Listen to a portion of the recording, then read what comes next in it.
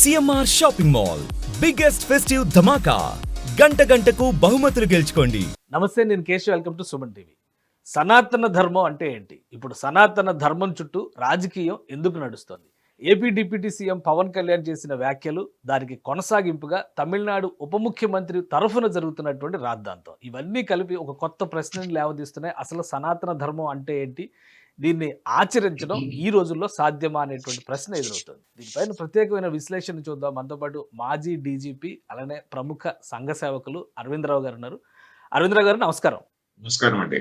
సనాతన ధర్మము, హిందూ ధర్మం, ఈ రెండు ఒకటా, వేరువేరా? హిందూ అనే పదం తర్వాత వచ్చింది, మనకు వేరే పదం లేదు కాబట్టి రెండు ఒకటే అని తీసుకోవచ్చు, తప్పేం లేదు. ఎందుకంటే హిందూ అనే పదం తర్వాత వచ్చింది కదండి. మొట్టమొదట గ్రీక్స్ ఇండ్ అనే పదాన్ని వాడారని, ఆ ఇండ్ అనేటువంటిది హిందూ అయిందని ఒక ఇది ఉంది. బహుశా అది కూడా నిజమైనచ్చు. లేకుంటే ఈ పర్షియన్స్ వాళ్ళు సింధు నదికి ఇటువైపు ఉన్నటువంటి వాళ్ళని సింధు అనే వాళ్ళు కాకుండా హింద్ అని అంటారు. సాబను హా అన్నారు.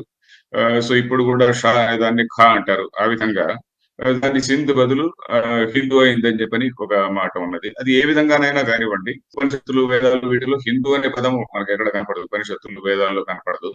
తరువాత వచ్చినటువంటి లిటరేచర్ లో ఉంది అని అంటారు, కానీ అది కూడా ఒకటి రెండు శ్లోకాలు ఉన్నాయి కానీ, బట్ ఎక్కడ సనాతన ధర్మం అనే అన్ని చోట్ల ఉంది. సనాతన ధర్మాన్ని హిందూ ధర్మం అనడం తప్పేం లేదు. ఇంతకాలం అంటే ఒక అధికార బాధ్యతల్లో చేశారు.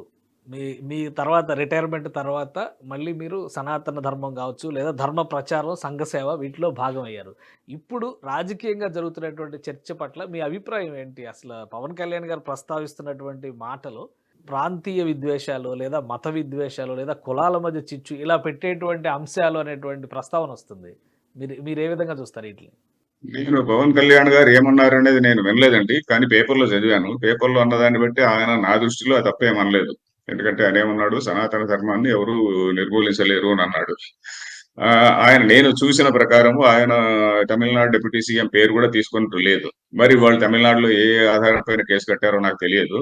అది కేసు కట్టినా కూడా అది అది ఆయన ఫలానా విధంగా అన్నాడు అని చెప్పని అనడంలో అది కేసు కట్టేంత విషయం కానే కాదు అది. మరి దబాయించి కేసు కడితే మనం ఏం చేయలేము. సో దాన్ని మళ్ళీ వాళ్ళు కోర్టులో ఎదుర్కొంటారు. దాని గురించి నేనేం చెప్పలేనండి. ఎందుకంటే పవన్ కళ్యాణ్ గారు అన్నది చాలా ఇంతే అయితే గాని, సపోజ్ ఆయన ఇంతే చెప్పి ఉంటే సనాతన ధర్మాన్ని ఎవరు నిర్మూలించలేరు, ఎవరో ఒక ఆయన అన్నాడు నిర్మూలిస్తానని అని అంటే గాని, అందులో లీగల్ గా చేయాల్సింది ఏమీ లేదని నా అభిప్రాయం.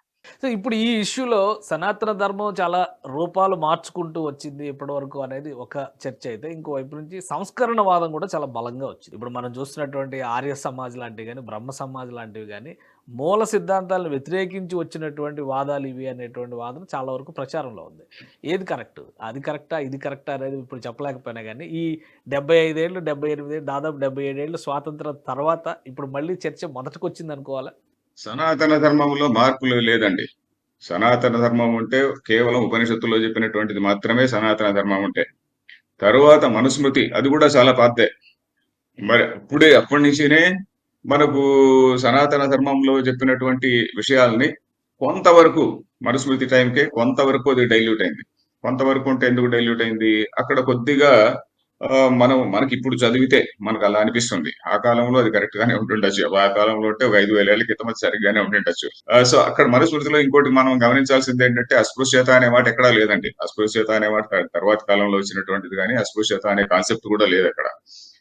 ఊరికే వీడంతా వీడు మడి కట్టుకుని ఊళ్ళో కూర్చో ఉండాలి బ్రాహ్మణులు అని చెప్పని అన్నారు.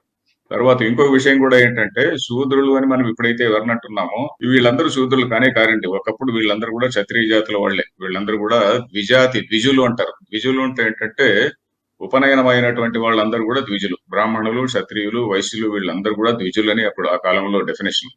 ఆ కాలంలో కాదు, ఇప్పుడు కూడా. తర్వాత ద్విజులు అనే దానికి డెఫినేషన్ మనం భగవద్గీతలో చూడొచ్చు. భగవద్గీతలో వైశ్య అనే దానికి డెఫినేషన్ చూస్తే, కృషి, గౌరక్ష్య, వాణిజ్యం, వైశ్య కర్మ స్వభావజం అన్నాడు. కృషి అంటే సేద్యం చేసుకునేటువంటి వాళ్ళు.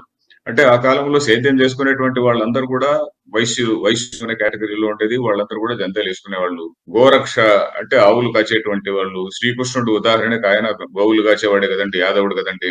ఈ రోజు అయితే ఆయన మనం బీసీ అంటాము, కానీ ఆ రోజుల్లో అతను ద్విజుడు. అందుకని శాంతిపని మహర్షి దగ్గరికి వెళ్ళి కుచేలుడు అనే ఇంకొక బ్రాహ్మణుడి పక్కన ఆయన క్లాస్మేట్ గా ఉండి వేదం నేర్చుకున్నాడు కదా.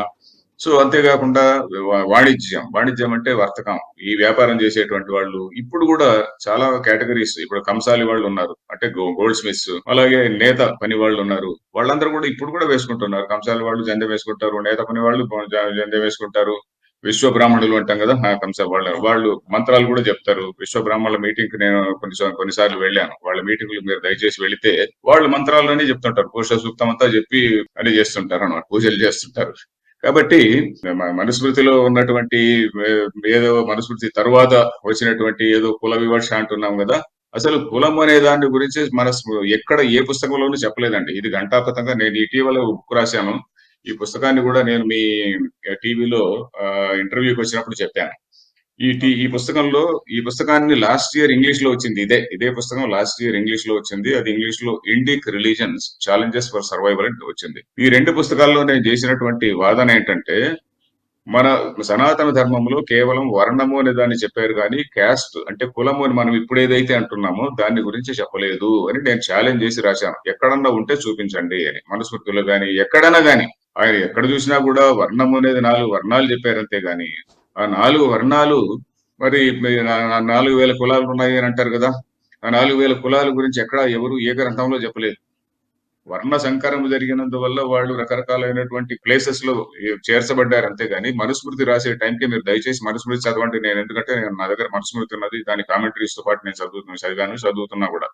నెక్స్ట్ యాక్చువల్లీ దాని గురించి కొన్ని టాక్స్ కూడా ఇవ్వాలనుకుంటున్నా. ఎందుకంటే దాన్ని చాలా మిస్అండర్స్టాండ్ చేసుకున్నాం. ఏదో 2-3 వాక్యాలు తీసుకొని, 2-3 శ్లోకాలు తీసుకొని. సో దానిలో ఉన్నది మనం చూస్తే గానీ ఎన్నో విషయాలు చెప్పారు. సో ఎనీవే, దానిలో కేవలం వర్ణాల గురించి చెప్పారు. ప్రస్తావన చేశారు. Right right thank you Aravind Rao గారు, మీ అభిప్రాయాలు తెలియజేసినందుకు. ఇది సనాతన ధర్మానికి సంబంధించి దేశవ్యాప్త చర్చ జరగడం వల్ల ఖచ్చితంగా ధర్మానికి ప్రయోజనం జరుగుతుందని ఆయన విశ్లేషిస్తున్నారు. మరోవైపు అపోహలు పెరిగిపోవడం వల్లనే సనాతన ధర్మాన్ని వ్యతిరేకించేవారు ఉన్నారు తప్ప సనాతన ధర్మం ప్రతి ఒక్కరిని తనలో కలుపుకునే మూల సూత్రాన్ని ప్రబోధిస్తుందని, దీని గురించి అధ్యయనం చేస్తే అసలు వాస్తవాలు బయటపడతాయని అరవిందరావు గారు చెప్తున్నారు. ఇది స్పెషల్ డిస్కషన్. Keep watching.